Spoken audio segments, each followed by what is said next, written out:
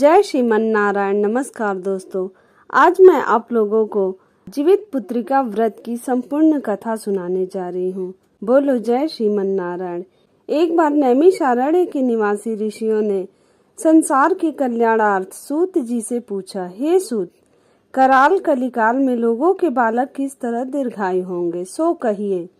सूत जी बोले, जब द्वापर का अंत और कलयुग का आरंभ था, उसी समय बहुत सी शोकाकुल स्त्रियों ने आपस में सलाह की कि क्या इस कली में माता के जीवित रहते पुत्र मर जाएंगे। जब वे आपस में कुछ निर्णय नहीं कर सकी, तब गौतम जी के पास पूछने के लिए गईं। जब उनके पास पहुंची तो उस समय गौतम जी आनंद के साथ बैठे थे। उनके सामने जाकर उन्होंने मस्तक झुकाकर प्रणाम किया। तदंतर स्त्रियों ने पूछा, हे प्रभु, इस कलयुग में लोगों के पुत्र किस तरह जीवित रहेंगे? इसके लिए कोई व्रत या तप हो तो कृपा करके बताइए। इस तरह उनकी बात सुनकर गौतम जी बोले, आपसे मैं वही बात कहूंगा जो मैंने पहले से सुन रखी है। गौतम जी ने कहा, जब महाभारत युद्ध का अंत हो गया और द्रोण पुत्र अश्वत्थामा के द्वारा अपने बेटों को मरा देखकर सब पांडव बड़े दुखी हुए, तो पुत्र के शोक से व्याकुल होकर द्रौपदी अपनी सखियों के साथ ब्राह्मण श्रेष्ठ धौम्य के पास गईं और उसने धौम्य से कहा, हे विपेंद्र, कौन सा उपाय करने से बच्चे दीर्घायु हो सकते हैं? कृपा करके ठीक ठीक कहिए। धौम्य बोले, सत्य युग में सत्य वचन बोलने वाला, सत्याचरण करने वाला समदर्शी जिमुतवाहन नामक एक राजा था। एक बार वह अपनी स्त्री के साथ अपनी ससुराल गया और वहीं रहने लगा। एक दिन आधी रात के समय पुत्र के शोक से व्याकुल कोई स्त्री रोने लगी, क्योंकि वह अपने बेटे के दर्शन से निराश हो चुकी थी। उसका पुत्र मर चुका था। वह रोती हुई कहती थी, हाय, मुझ बूढ़ी माता के सामने मेरा बेटा मरा जा रहा है। उसका रुदन सुनकर राजा जिमुतवाहन का तो मानो हृदय विदीर्ण हो गया। वह तत्काल उस स्त्री के पास गए और उससे पूछा, तुम्हारा बेटा कैसे मरा है? बूढ़ी ने कहा, गरुड़ प्रतिदिन आकर गांव के लड़कों को खा जाता है। इस पर दयालु राजा ने कहा, माता, अब तुम रो मत, आनंद से बैठो, मैं तुम्हारे बच्चे को बचाने का यत्न करता हूँ। ऐसा कहकर राजा उस स्थान पर गया जहाँ गरुड़ आकर प्रतिदिन मांस खाया करता था। उसी समय गरुड़ भी उस पर टूट पड़ा और राजा के शरीर का मांस खाने लगा। जब अतिशय तेजस्वी गरुड़ ने राजा का बायां अंग खा लिया, तो झटपट राजा ने अपना दाहिना अंग फेरकर गरुड़ के सामने कर दिया। यह देखकर गरुड़ जी ने कहा, देव योनियों में तुम कौन हो? तुम मनुष्य तो नहीं जान पड़ते। अच्छा, अपना जन्म और कुल बताओ। पीड़ा से व्याकुल मन वाले राजा ने कहा, हे पक्षीराज, इस तरह के प्रश्न करना व्यर्थ है। तुम अपनी इच्छा भर मेरा मांस खाओ। यह सुनकर गरुड़ रुक गए और बड़े आदर से राजा के जन्म और कुल की बात पूछने लगे।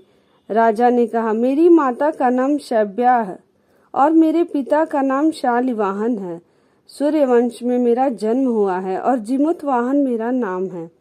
राजा की दयालुता देखकर गरुड़ ने कहा, हे महाभाग, तुम्हारे मन में जो अभिलाषा हो वह वर मांगो। राजा ने कहा, हे पक्षीराज, यदि आप मुझे वर दे रहे हैं तो वर दीजिए कि आपने अब तक जिन प्राणियों को खाया है वे सब जीवित हो जाएं। हे स्वामिन, अब से आप यहाँ बालकों को ना खाएं और कोई ऐसा उपाय करें जहाँ जो उत्पन्न हो वे लोग बहुत दिनों तक जीवित रहें। धौम्य ने कहा कि पक्षीराज गरुड़ राजा को वरदान देकर स्वयं अमृत के लिए नागलोक चले गए। वहां से अमृत लाकर उन्होंने उन मरे मनुष्यों की हड्डियों पर बरसाया। ऐसा करने से सब लोग जीवित हो गए जिनको कि पहले गरुड़ ने खाया था। राजा के त्याग और गरुड़ की कृपा से वहां वालों का बहुत कष्ट दूर हो गया। उस समय राजा के शरीर की शोभा दूनी हो गई थी। राजा की दयालुता देखकर गरुड़ ने फिर कहा, मैं संसार के कल्याणार्थ एक और वरदान दूंगा। आज अश्विन कृष्ण सप्तमी से रहित शुभ अष्टमी तिथि है। आज ही तुमने यहाँ की प्रजा को जीवन दान दिया है। हे वत्स, अब से यह दिन ब्रह्म भाव हो गया है, जो मूर्ति भेद से विविध नामों से विख्यात है। वही त्रैलोक्य से पूजित दुर्गा अमृत प्राप्त करने के अर्थ में जीवित पुत्रिका कहलाई है। सो इस तिथि को जो स्त्रियां उस जीवित पुत्रिका की और कुश की आकृति बनाकर तुम्हारी पूजा करेंगी तो दिनों दिन उनका सौभाग्य बढ़ेगा और वंश की भी बढ़ती होती रहेगी। हे महाभाग, इस विषय में विचार करने की भी आवश्यकता नहीं है। हे राजन, सप्तमी से रहित और उदया तिथि की अष्टमी को व्रत करें, यानी सप्तमी विद अष्टमी जिस दिन हो उस दिन व्रत न कर शुद्ध अष्टमी को व्रत करें और नवमी में पारण करें।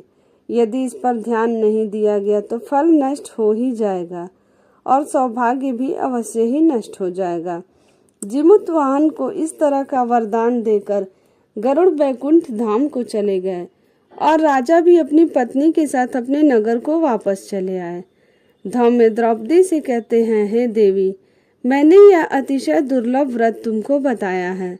इस व्रत को करने से बच्चे दीर्घायु होते हैं।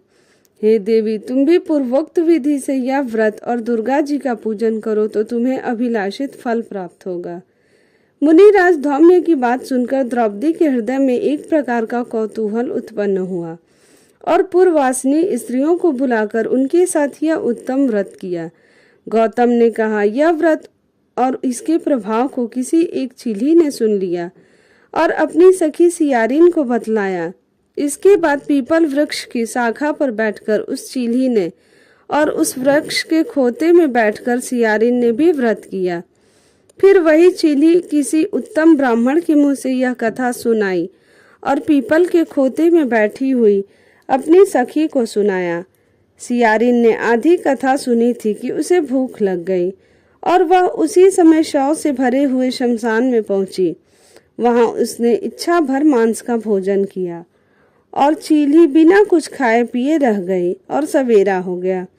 सवेरे वह गौशाले में गई और वहां गौ का दूध पिया। इस तरह नवमी को उसने पारण किया। कुछ दिनों बाद वे दोनों मर गईं और अयोध्या में किसी धनी व्यापारी के घर जन्मी। संयोग से उन दोनों का जन्म एक ही घर में हुआ, जिसमें सियारिन ज्येष्ठ हुई और चीली छोटी। वे दोनों सभी शुभ लक्षणों से युक्त थी, इसलिए बड़ी लड़की काशीराज के और छोटी उसके मंत्री के साथ पाणी ग्रहण संस्कार अग्नि के सामने विधि पूर्वक ब्याही गई। पूर्व जन्म के कर्म फल से वह मृगनयनी रानी हुई। जिस किसी भी संतान को उत्पन्न करती वह मर जाती थी और पूर्व जन्म की बातों को स्मरण करने वाली मंत्री की पत्नी ने अष्ट वसुओं के सदृश तेजस्वी 8 बेटे उत्पन्न किए और सभी जीवित रह गए। अपने बहन के पुत्रों को जीवित देखकर ईर्ष्यावश राज पत्नी ने अपने स्वामी से कहा कि यदि तुम मुझे जीवित रखना चाहते हो तो इस मंत्री के भी पुत्रों को उसी जगह भेज दो जहां मेरे बेटे गए हैं, अर्थात इन्हें मार डालो। यह सुनकर राजा ने उस मंत्री के पुत्रों को मारने के लिए कई प्रकार के उद्योग किए, पर मंत्री पत्नी ने जीवित पुत्रिका के पुण्य बल से बचा लिया। एक दिन राजा ने अपने आदमियों से उन पुत्रों का सिर कटवाकर पिटारी में रखवाया और वह पिटारी उनकी माता मंत्री पत्नी के पास भेज दिया। किंतु वे 8 सिर बेश कीमती जवाहरात हो गए और भले चंगे वे 8 लड़के अपनी माता के पास वापस चले गए। उनको जीवित देखकर राजपत्नी को बड़ा विस्मय हुआ। अंत में वह मंत्री की पत्नी के पास आई और उसने पूछा, बहन, तुमने कौन सा ऐसा पुण्य किया है जिससे बार बार मारे जाने पर भी तुम्हारे बेटे नहीं मरते? इस पर मंत्री की पत्नी ने कहा, पूर्व जन्म में मैं चीली थी और तुम सियारिन, दोनों ने व्रत किया था। तुमने व्रत के नियमों का भली भांति पालन नहीं किया था और मैंने किया था। इसी दोष से हे बहन, तुम्हारे बेटे नहीं जीते। ओ राजरानी, अभी तुम उस जीवित पुत्र का व्रत को करो तो तुम्हारे बेटे दीर्घायु होंगे। मैं तुमसे सच सच कह रही हूँ। उसके कथनानुसार रानी ने व्रत किया, तभी से उसके कई बेटे सुंदर और दीर्घायु होकर बड़े बड़े राजा हुए। सूत जी कहते हैं कि सब प्रकार का आनंद देने वाला मैंने यह दिव्य व्रत बतलाया। स्त्रियां चिरंजीवी संतान चाहती हो तो विधि पूर्वक यह व्रत करें। बोलो जय श्रीमन नारायण। अगर आपको मेरी यह कथा अच्छी लगी हो तो वीडियो को लाइक शेयर जरूर करें, चैनल को सब्सक्राइब कर लें और बेल आइकन प्रेस करना ना भूलें। कमेंट में जय श्रीमन नारायण जरूर लिखें।